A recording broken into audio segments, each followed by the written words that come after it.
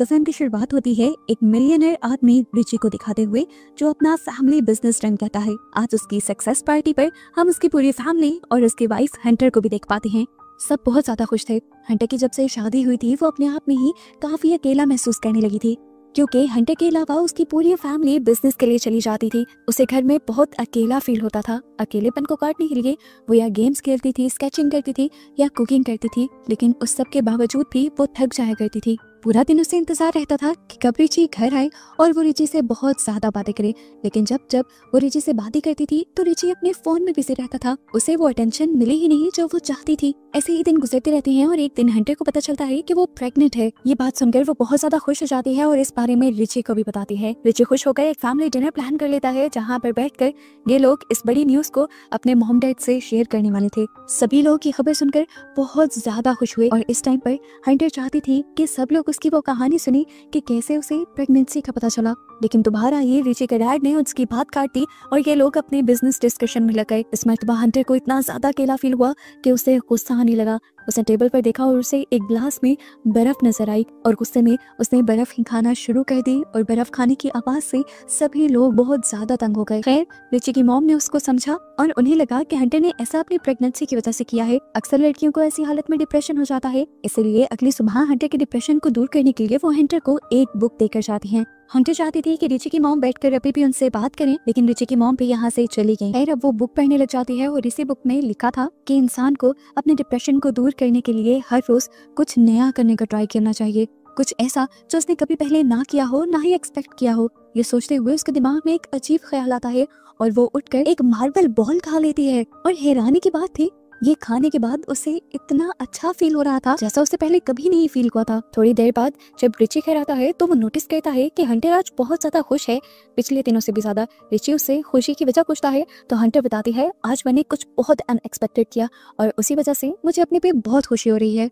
Richie इस time उससे पूछता है तो आखिर तुमने ऐसा क्या किया, लेकिन हंटर इस टाइम झूठ बोल देती है। अगली सुबह हंटर को हम इससे भी ज्यादा अजीब काम करते हुए दिखते हैं। वो पिछले दिन खाए हुए मार्बल बॉल को अपने स्टूल बेस्ट में से निकाल कर संभाल लेती है।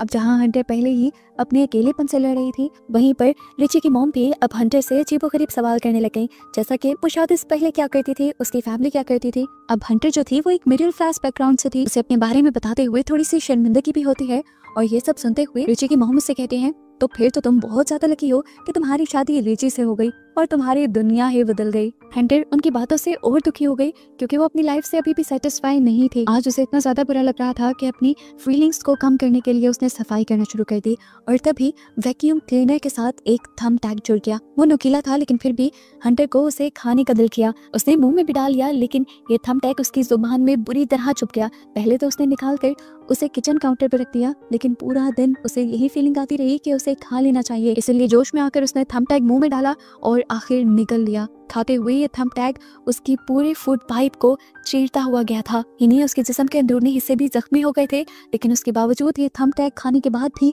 उसे बहुत अच्छी फीलिंग आ रही थी। रात में रिची अपने फ्रेंड्स के साथ घर पर पार्टी करने के लिए आ जाता है। जाना तो हंटर को भी बाहर था, लेकिन तभी उसे बहुत ज्यादा पेट में दर्द होना शुरू हो गया। वो जब वॉशरूम में गई तो थंब टैग तो उसका बाहर निकल आया, लेकिन इस मर्तबा थंब टैग की वजह से उसके जिस्म से बहुत ज्यादा ब्लड भी आया था। दर्द भी उसे बहुत ज्यादा हो रहा था। अब रिची भी उसे ढूंढते हुए रूम में आ गया, लेकिन रिची के आने से पहले ही उसने सारा ब्लड साफ कर दिया ताकि रिची को कुछ भी पता न चले। थोड़ी देर बाद यहाँ पर रिची का एक फ्रेंड आ जाता है। वो हंटर को माँ बनने के लिए कंग्रेचुलेट करता है और फिर उसे शेयर भी करता है कि इस पार्टी में वो बहुत ही अकेला फील कर रहा है। वो हंटर से पूछता है, क्या मैं आपको गले लगा सकता हूँ। हंटर भी उसे गले लगा लेती है और यहाँ पर हमें फील होता है कि उस लड़के से ज्यादा हंटर उसे गले लगाना चाह रही थी अपना अकेलापन दूर करने के लिए। खैर, वक्त गुजरता रहा और दिन ब दिन हम देखते रहे कि हंटर का बिहेवियर बहुत ज्यादा चेंज हो रहा था। वो ऐसी चीजें खाना शुरू कर चुकी थी जो आम लोग डाइजेस्ट ही नहीं कर पाते, जैसा कि cell, batteries, pins, safety pins और बहुत सी ऐसी चीजें जिन्हें वो बाद में अपने स्टूल पेस्ट से निकाल कर संभाल भी रहती थी और उन्हें ट्रॉफिस की तरह उसने सजा कर भी रखा हुआ था। अब कुछ दिन गुजर जाते हैं और हंटर को अपने रूटीन चेकअप के लिए हॉस्पिटल जाना पड़ता है, जहाँ पर जब डॉक्टर उसका अल्ट्रासाउंड कर रही होती हैं तो पता चलता है कि बेबी तो बिल्कुल नॉर्मल है, लेकिन हंटर की गट के अंदर बहुत ही अजीब किस्म का ऑब्जेक्ट है। ये देखते हुए डॉक्टर फौरन उसकी इमरजेंसी सर्जरी करने को कह देती हैं। हंटर की सर्जरी शुरू कर दी जाती है और एक के बाद एक उसके इंटेस्टाइन में से बहुत सारे अजीबोगरीब ऑब्जेक्ट निकलते हैं, जैसा कि सेफ्टी पिन्स, मार्बल बॉल्स और इस तरह की चीजें। सर्जरी के बाद डॉक्टर्स उसकी सिचुएशन पर बात करते हैं और डॉक्टर्स को ये पता चलता है कि हंटर एक साइकोलॉजिकल डिसऑर्डर से गुजर रही है, एक दिमागी बीमारी से गुजर रही है, जिसमें इंसान का दिल करता है ऐसी चीजें खाने का जो इंसान नहीं खा सकता। रिची ये सब सुनकर बहुत ज्यादा गुस्से में आ चुका था। वो हंटर को घर लेकर आता है और हंटर को बहुत ज्यादा डांटता है। वो हंटर से ये सब कुछ एक्सपेक्ट नहीं कर रहा था। वो अब अपने रूम में से ऐसी सारी चीजें उठा लेता है जिनको खाया जा सकता था, लेकिन वो नहीं जानता था कि हंटर तो कुछ भी खा सकते हैं। खैर, रिची जितना परेशान था, रिची के डैड उससे भी ज्यादा परेशान थे, क्योंकि उन्हें रिची के बेबी की टेंशन थी। इसलिए वो हंटर के लिए फौरन ही एक बहुत बड़े साइकियाट्रिस्ट को बुक कर लेते हैं। बातें करते हुए ये साइकियाट्रिस्ट हंटर से पूछती है कि तुम्हें क्या मिलता है ये सब कुछ खाकर। वो बताती है कि जब मैं ऐसी चीजों को अपने मुंह में रखती हूँ तो मुझे उनकी फीलिंग बहुत अच्छी लगती है, इन चीज़ों के टेक्सचर्स बहुत अच्छे लगते हैं अपने मुंह में। यहाँ पर साइकियाट्रिस्ट को अंदाजा हो जाता है कि उसने ये सब कुछ खाना अभी भी नहीं छोड़ा। ये बात वो रिची को बता देती है और रिची अब हंटर के लिए एक बॉडीगार्ड हायर कर लेता है जो 24 घंटे उसके साथ रहने वाला था, उस पर नजर रखने वाला था, ताकि हंटर कुछ ऊट पटांग ना खा ले। और इस बॉडीगार्ड के आने से हंटर और भी ज्यादा फ्रस्ट्रेट हो जाती है, गुस्से में आ जाती है। यहाँ पर हम देखते हैं कि गार्ड को भी हंटर की ये सारी हरकतें पसंद नहीं आ रही थी। वो हंटर से अजीब सा नाराज और उखड़ा उखड़ा रहता था, क्योंकि उसकी एक अपनी सोच थी। वो ये सोचता था कि इतने बड़े घर में हंटर रहती है, हर फैसिलिटी होने के बावजूद ऐसी क्या वजह हो सकती है कि उसे दिमागी बीमारी हो गई? क्या वो इतने बड़े घर में भी खुश नहीं रह सकती? खैर, वो बॉडीगार्ड हर तरह से हंटर के ऊपर नजर रख रहा था, लेकिन हंटर फिर भी बाथरूम में छुपकर कुछ ना कुछ ऐसा खा ही लेती थी जो उसे नहीं खाना चाहिए। अब थोड़े दिन बाद रिची का बर्थडे आने वाला था। हंटर उसके लिए एक बहुत ही शानदार पार्टी अरेंज करती है और यहाँ पर वो बहुत खुशी से सबको मिल रही थी। हालांकि उसे लोगों से मिलना ज्यादा पसंद भी नहीं था, लेकिन आज उसके साथ और भी कुछ ज्यादा बुरा हो गया। सभी लोग उससे उसकी ये चीजें खाने वाली बीमारी के बारे में बात करने लगे और ये सब जानकर उसे बहुत गुस्सा आया। उसने रिची से कहा, क्या जरूरत थी सबको तेरी बीमारी के बारे में बताने की? लेकिन रिची कहता है कि मैं तुम्हारे अच्छे के बारे में ही सोच रहा हूँ। लेकिन हंटर को इतना बुरा लगा था कि हंटर रात में रिची से अपने से माफी मांगने को भी कह देती है। अब अगला दिन आता है, थेरेपिस्ट दोबारा आती है। हंटर को आज थेरेपिस्ट से बात करते हुए बहुत अच्छा फील हो रहा था, क्योंकि वो बात ही तो करना चाहती थी। थेरेपिस्ट के चले जाने के बाद वो गार्डन में जाती है और पौधों की देखभाल करने लग जाती है। हालांकि उस टाइम उसका दिल भी करता है कि वो उठाकर ये सारी मिट्टी खा ले, लेकिन वो अपने ऊपर कंट्रोल रखती है।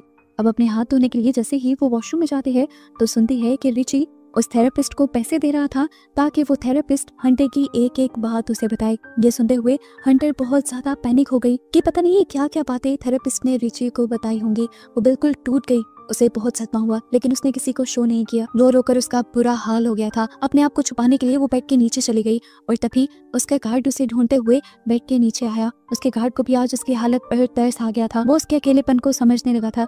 गार्ड ने उससे कुछ नहीं कहा, बस उसके कंधे पे हाथ रख दिया और उसके पास ही लेटा रहा। काफी देर बाद जब हंटर की आंख खुली तो उसने देखा कि गार्ड भी वहीं सो गया था। वो बेड से बाहर निकल आई, लेकिन गुस्सा उसका अभी भी कम नहीं। इसी गुस्से की वजह से उसका उटपटांग की चीजें खाने का दोबारा दिल कर जाता है और वो सारी कबर्ड्स और दरवाजे खोल कर ऐसी चीजें ढूंढने लग जाती है जिनको वो खा सके।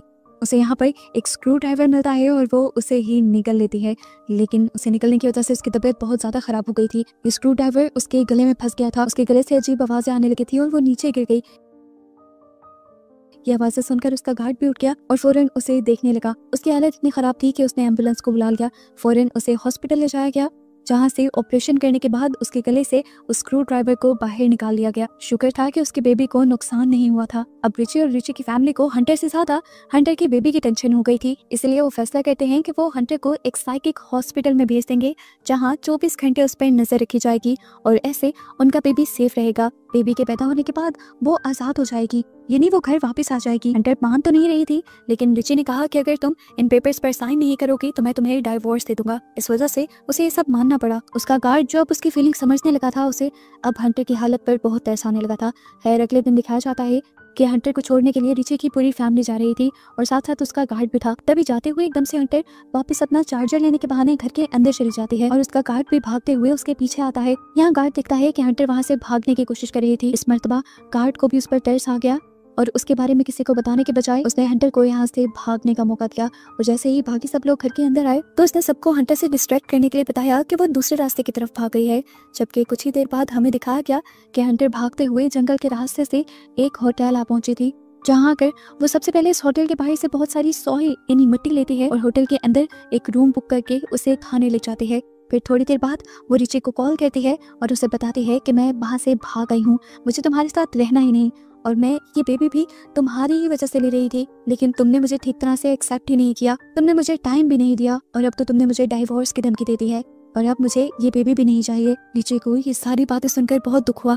इससे पहले कि हंटर कुछ गलत कर लेती, रिची उससे रिक्वेस्ट करता है कि ऐसा मत करो, अपनी जिद छोड़ दो और घर वापस आ जाओ। हंटर जब ना में जवाब देती है तो रिची उसे समझाता है, देखो हंटर, तुम्हारे पास कोई स्किल नहीं है, कोई डिग्री नहीं है, इस दुनिया में तुम इस तरह सर्वाइव नहीं कर पाओगी, तुम्हें मेरे सहारे की जरूरत है।